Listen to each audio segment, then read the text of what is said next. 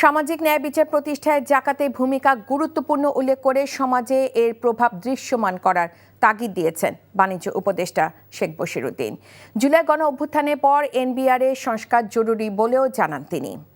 দুপুরে রাজধানীর আলোকি কনভেনশন সেন্টারে 2 দিনব্যাপী 13তম জাকাত ফেয়ারের উদ্বোধনী অনুষ্ঠানে এসব কথা বলেন তিনি।